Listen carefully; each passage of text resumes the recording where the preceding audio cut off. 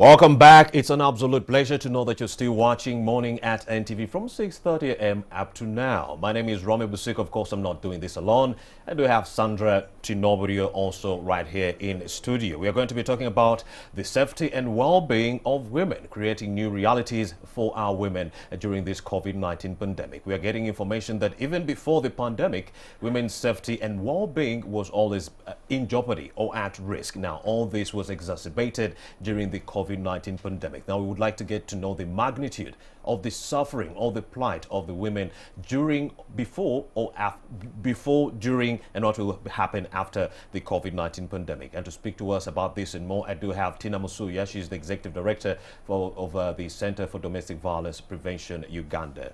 Good morning. Good morning. Thank you for joining us. Well, thank you. First of all, as we start these 16 days of activism against gender-based violence, we would like to know, paint for us a picture about the plight of women in Uganda, at least before the COVID-19 pandemic.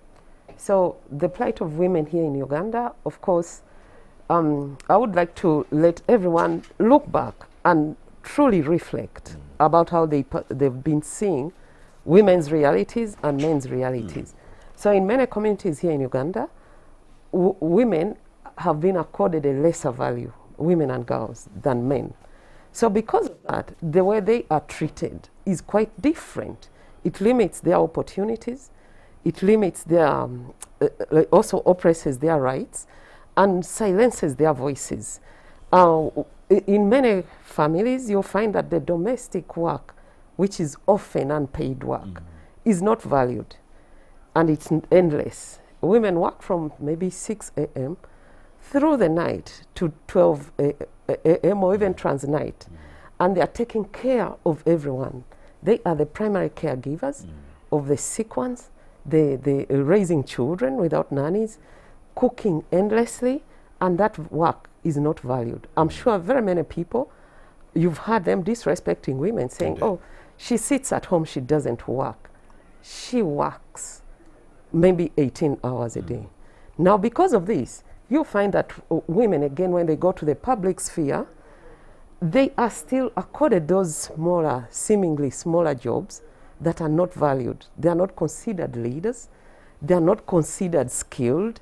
They are also, paid peanuts. And you believe all this problem culminates from the community level with the gender roles and the norms? Yes, it's mainly coming from the norms and the gender roles because they've been taken for granted. So everyone thinks it's by default, even if we are siblings. If we got home, it's by default that it's me to start cooking, cleaning, while you're hanging out and resting. So all this still comes back to the workplace. In many workplaces, again, you'll find that the leadership roles are often taken over by the male men. And again, the seemingly gender roles like cooking tea, cleaning the desks, and so on, again become the default roles for women. And even when women are given the leadership role, still there's not enough respect for her, and she's not given the chance to thrive or not given the skills. Or even when she's working here, she's still burdened by the gender roles at home. She leaves home, she has to cook, go and feed the children, and so on and so forth. So you find that she's overstretched, and she does not have time to rest and to thrive, and even to go for further studies. For many women, you find that a woman is a mother, a student, working, a caregiver, everything. She only sleeps 2 hours. Well, of course, even the gender roles and norms have actually forced some women to stay out of school because some communities believe a woman should not be going to school. She should be somewhere in the kitchen trying to cook for her husband. So economic and educational deprivation has become so rife because of these gender roles and norms. Would you agree? Yes, I agree, because many girls have dropped out of school for those very reasons. And we as a country have missed, and we've been trapped in that cycle of poverty and disease and all forms of violence because of this kind of, approach to the women's realities and men's realities. I'm also looking at early pregnancies and so forth, early marriages because of this issue. A community is thinking, okay, this young girl, she's ripe for marriage at only 13 or 14. So gender roles and norms seems to be a very big issue. But then it seems like even before the pandemic, women were suffering too much. And as it is, the COVID-19 pandemic might have magnified these problems. But how bad is the situation during this COVID-19 pandemic? So, as you rightly said, the situation was already bad. If you look at our national statistics, maybe the UDHS, it was already showing that more than 60 women were experiencing violence from home.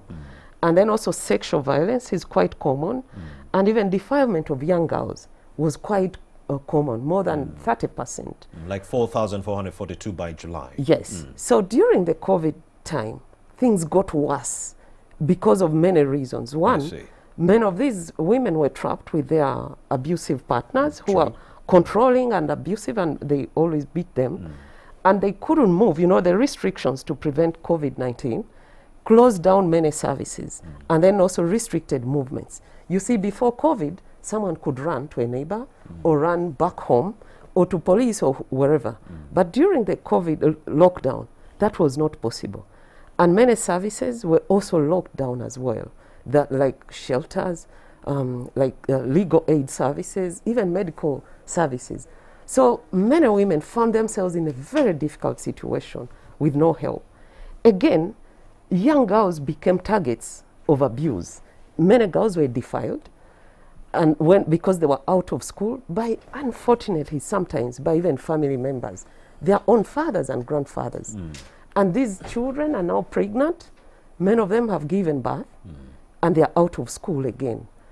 This is all impacting on Uganda badly, because a child having a child, it's a cycle of poverty again and disease. All right, Atina Musuya, the Executive Director for the Center for Domestic Violence Prevention. I'm going to interrupt this conversation, but we shall revert to it later on. Let's first connect to Jackson Onyango in Noyo District. He's actually following the Amoria camp. Well, a very good morning, Jackson. What's the latest coming in from your jurisdiction? Thank you very much. Good morning, Romeo, and you are watching us from all over the world. We are coming to you from a small village here in Noyo District. The village is Agungu in Agugu sub-county. This is about 40 kilometers to Karuma. We are crossing to Bunyoro sub-region, that is Kirianongo district, where the Forum for Democratic Change presidential candidate Patrick Oboy Amriat will be campaigning today. This after he suspended the campaigns briefly yesterday for some hours following an accident that happened in Panyamur, and 2 people lost their lives and about 10 others were critically injured and admitted at the main hospitals in that district. Here is Acholi sub-region. The candidate started his journey early in the morning, and of course he will now be traversing Bunyoro sub-region, that is Kiriandongo, and later on tomorrow, Thursday, he will be launching his manifesto in Hoima district. It is a cold morning here, really. And of course, as we have some of the issues that the candidate yesterday, before that accident happened, addressing the rallies, he talked about the issue of forming cooperative union, basically hinting on the fact that in that district, that is in Nebi and Pakwach, most of the people there are farmers and they do grow cotton. But he says that historically, these people used to also grow coffee, but somehow things have changed, and he accuses the NRM government for killing the coffee industry and cotton in the region.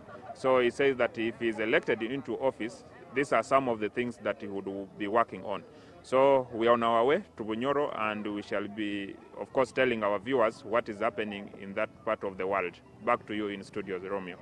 Well, thank you very much, Onyango, for that update. It seems like Patrick Amoria Oboy is adamant not to go ahead with his presidential campaign to Kiriandongo, even after the accident that claimed 2 FDC supporters yesterday and left 14 others injured. And we do actually wish him all the best on his campaign trail. Let's continue this conversation on the well-being of the women. Gender roles have been exacerbated during the COVID-19 pandemic. All the unpaid work seems to be done by the women. So what is the magnitude of this problem? Tina Musuya is here. She's the Executive Director at Center for Domestic Violence Prevention. When you talk about well-being as being part of the theme for this year, 16 days of violence, 16 days of activism against gender-based violence, what is its value?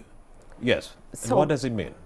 So this was an emergency that we had never experienced before.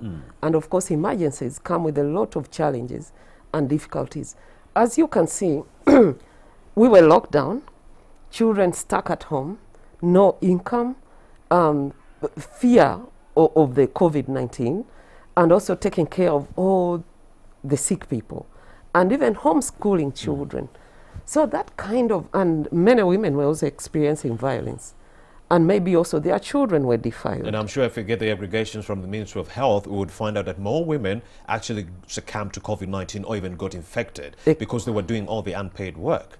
Exactly. So all that also exposes them, because many of them don't have PPEs. I see. And now this put them in a very difficult situation where they are sleeping less, they are tired, they are stressed and worried because there's no food for the family. They are caring for other sick Multitudes of people. Even their small businesses have collapsed, while others were in formal employment, their jobs ended. So all this comes with a lot of stress and exhaustion. Now, that exposes you to health complications as well, because then if you're unable also to access health services, that also compounds the problem. If you can't access health services even for your children, because many children missed the immunization, while some people have underlying conditions like HIV, they were unable to have their treatment. So all these put women and their families in a very difficult situation. And that means they are not well upstairs. They are sleeping less, they are worried, they are stressed, they are sick, they are not feeding well, neither are they having time to unwind. You know, in Uganda, we may not have taken it seriously, but the issue of well-being is of critical importance here, because if you're not well, nothing else will move on well. And when we talk about wellness, it's not only about the physical wellness, it's your spiritual wellness. How able are you to be at peace with your creator and the universe around you? And once you have that connection, then you're able to give off good emotions. You're able to respect, you're able to give love and receive love as well. And also care and all those nice things. You value others. Then again, when it comes to, like, if women were working 18 hours and are still doing, sleep is very important. When do you rest? That's when your body rejuvenates. That's when your body heals. That's when you get re-energized. If you're unable to get sleep, it also predisposes you to other more complicated health situations. That's why you see when you get ill and you go to hospital, the first thing the doctors will do is to make sure you have rest. Rest is of critical importance to your own health and well-being. And even nutrition, food. Food does not mean, nutrition doesn't mean expensive food. It means the right balanced diet. Are you eating vegetables? Are you eating fruits? Are you having some proteins? Are you having some carbohydrates? Are you drinking enough water? All those are important things that each one of us must receive. And then again, when it comes to exercise, exercise has been taken for granted. Some people think that exercise is for the middle class who can go to the gym, or they think it's if there's someone paying for it, then you do it. But every one of us needs exercise, because that puts your body at ease. You know, it helps you to relieve stress. And it also helps you burn the unhealthy fats. It helps you, your body have proper blood circulation and oxygen. So you find women seated, you know, the whole morning, cooking, taking care of others. They don't even have time to stretch. They don't have time even to breathe in and breathe out. So exercise of even just 30 minutes, walking, maybe Zumba, dancing. I see NTV usually puts the dance time. Let families make use of that. And we even encourage them to participate during Fit in 5. Exactly. So all those need to really be prioritized. For the women especially, because they've been working long hours and they're worried, and also for their families. What about the young girls? Because we also know that the young girls have also have gotten caught up in this whole situation. How, on a personal level, what can they do to protect themselves against gender-based violence? So the starting point is we need to remember that these are children below the age of 18. So the burden of prevention and responsibility lies with us adults. We need to create a supportive environment that does, first of all, break the tolerance of violence towards these young girls and young people by making sure that if anyone has defiled a young person, we hold them responsible. Again, we need to let our children know the signs of all this harm and for them to speak out. You see, we need to teach them if someone touches them, if someone maybe is enticing them with certain niceties, or they've physical abused them, they need to come and talk to us. And all this is under sexuality education, per se. Yes, yes. But the problem is that don't shut the kids 10% of down. our parents in this country are willing to talk about sexuality education to their young ones. Why? So, and that's where Ugandans need to pull their heads out of the sand. Because the moment we do not educate these children and we only tell them one thing, don't do it, it won't help. Because their bodies are growing, the hormones are changing, and they'll start to have those feelings. Now we as parents and adults, we need to explain to these children what is happening to their bodies.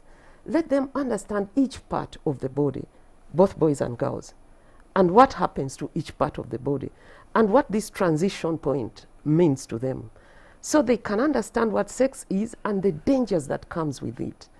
Because many of them go to it without knowing what will result from. There's quite a lot of myths about sex. And now children are accessing the internet and so on. If you do not do the primary role of giving them proper information, they are going to be finding it on the internet. And that's where most of the perpetrators even find them. It's very easy for these perpetrators to find them. So we need to have honest conversations with our children so we can help them understand the bodies and the acts of abuse and the consequences that come with that. And one other thing is when our children tell us something, let us believe them instead of shutting them up. The moment you shut them up, it's like you're telling the perpetrators to go on. And parents, again, do not send children into, I've seen situations where parents send these girls to go and bring food home. The girl is not employed, she's young. If you send her to go and bring food home, the other guy who is going to give her money is going to demand for sex.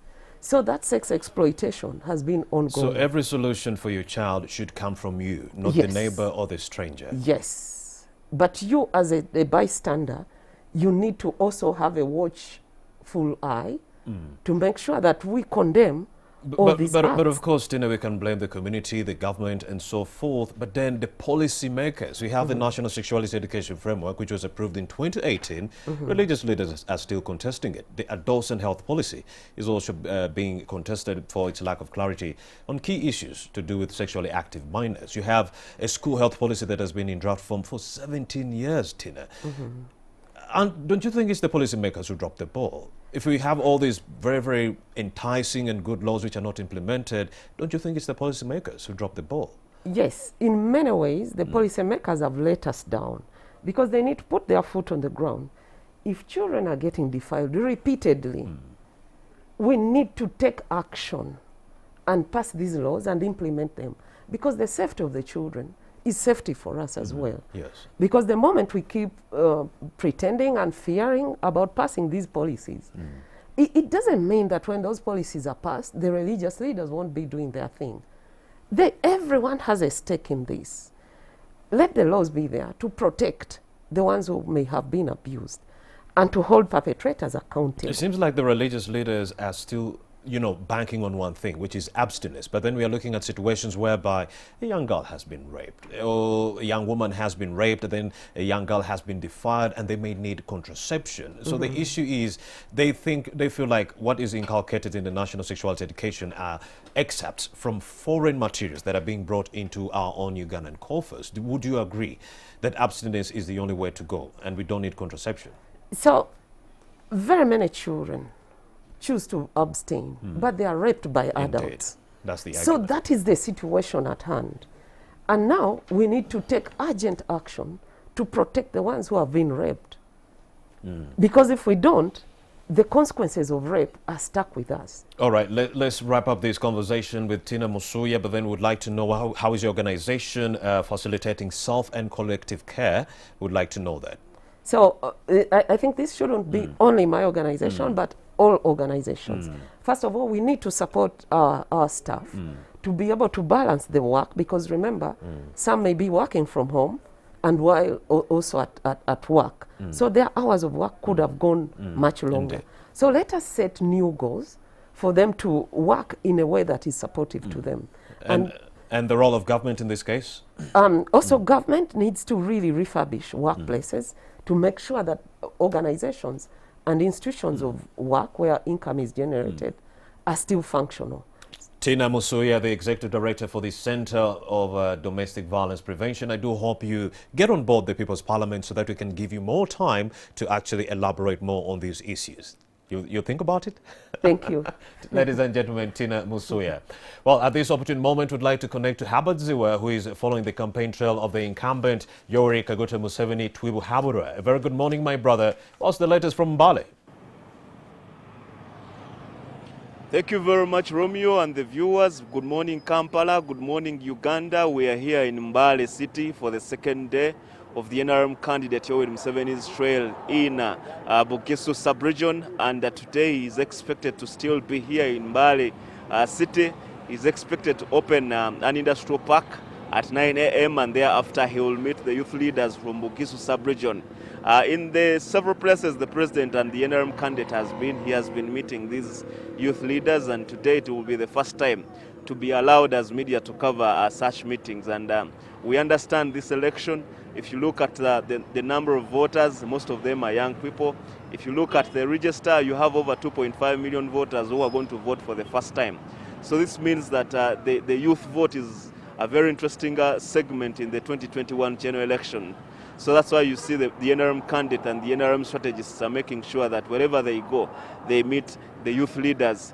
But aside from that, if you're to look at Mbale, or if you're to look at Bugisu in general, you would say it's still an NRM stronghold. But if you to look at the district of Mbale before it was reduced to a city, the president never won here in the 2016 general elections. It is Dr. Kizza Besigye who won in Mbale. Also in Slonko, it is the same thing. It is Dr. Kizza Besigye who won in Slonko. And this is where the FDC Secretary General Nandala Mafabi comes from. But aside from that, the rest of the districts were won by the NRM candidate Yoweri Museveni. So we wait to see what will happen in the 2021 general elections. Maybe to remind you of what happened yesterday when the president met the met the leaders from the districts of Namisi, Ndwama, Nafa, Bulambuli, Bududa, and others. They had some demands they wanted from government. One of them was to do with tarmacking over 300 kilometers of roads here in Bugisu sub-region. Construction of another 2 district hospitals, one in Sironko and one in Bulambuli. They also wanted the president to help them renovate the palace of Omukuka, the cultural leader of the Bamasaba here in Bugisu sub-region, among other demands including appointing their children in senior ministerial and government positions. Those are some of the demands that were put down on the table by the leaders here in Bugisu sub-region. But also, what was most important was to do with the resettlement plan in form of urbanizing small trading centers to ensure that people are relocated from the steep slopes of the mountains to the lowlands where they can be free from the landslides. So that is the situation here, Romeo, in Mbale, as we continue to follow the NRM candidate Yoweri Museveni, who is still on the trail, seeking another mandate in office as the president, also seeking to extend his rule to 40 years. Back to you in the studios. Thank you very much, Herbert Ziwa. He is following the incumbent President Yoweri Museveni's campaign trail, and he shall be relaying more of those messages as they continue to trickle in. We are going to be on that campaign trail. Even the others, Patrick Amoria Toboy, we also have Robert Chagulanyi. I haven't heard from John Katumba, Willie Mayambala, Fred Mwesije, Nancy Linda Kalembe.